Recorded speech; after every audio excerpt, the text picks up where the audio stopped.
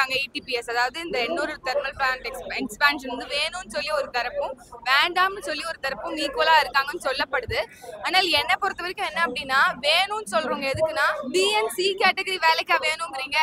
துப்புரவு பணிக்கும் நீங்க வந்து பெருக்கிறதுக்கும் தூத்துறதுக்கும் இதுக்குதான் உங்களுக்கு வேலை வேணுமா? தன்மானமிக்க ஒரு வாழ்வு வாழணும் அப்படிங்கிறது தானே ஒவ்வொரு குடிமகனுக்கும் இருக்கக்கூடிய ஆசையா இருக்கும். வரக்கூடிய வருமானத்தை வச்சு நான் வந்து நிம்மதியான ஒரு வாழ்க்கை வாழணுங்கிற ஒரு எண்ணம் தான் நம்மளுக்கு இருக்கணும்.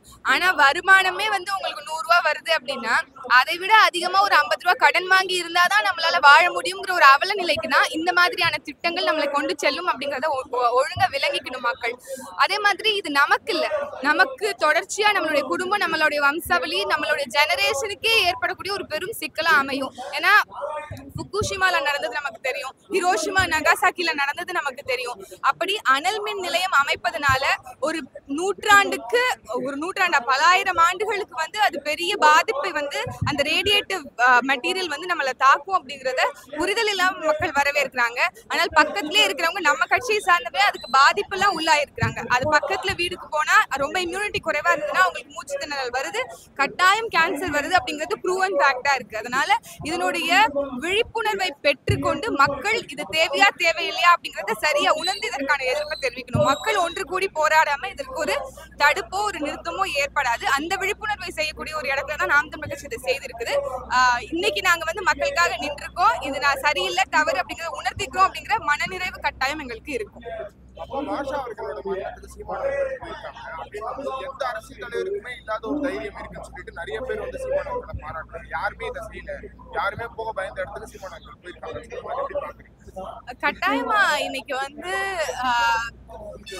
அன்னைக்கு நம்ம அந்த நடந்த சம்பவத்துல நடந்த இழப்பை பத்தி யாருமே பேசுறதுக்கு தயாரா இல்ல.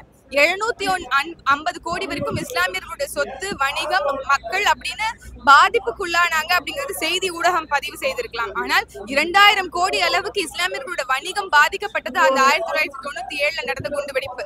அப்ப அதுக்கு நாங்க ரியாக்டே பண்ணக்கூடாதா அப்படிங்கிற ஒரு நிலையில இருந்து தான் அவங்க வந்து தீவிரமா அன்னைக்கு ஈடுபட்டிருக்காங்க. பட் இவங்க ப்ரூவன் குற்றவாளியா இல்லையா அப்படிங்கறதுலாம் செகண்டரி விஷயம்.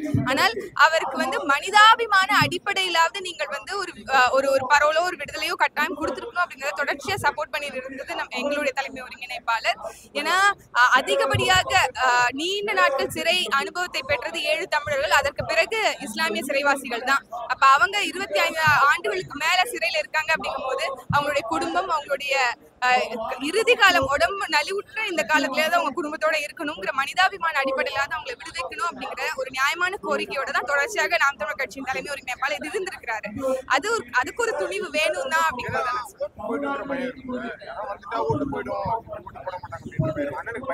இல்ல, ஓட்டுக்காக நிக்கிறவங்களுக்கு தான் அந்த பயம் இருக்கும், நாட்டுக்காக நிக்கிறவங்களுக்கு அந்த பயம் இருக்காது அப்படிங்கிறது தான். அதை தொடர்ச்சியாக பதிவு செய்தது மட்டும் இல்லாம களத்துல உண்மையும் நேர்மையுமாக அப்படித்தான் இருந்திருக்கிறாருன்றதை நம்ம எடுத்து பார்க்கணும்.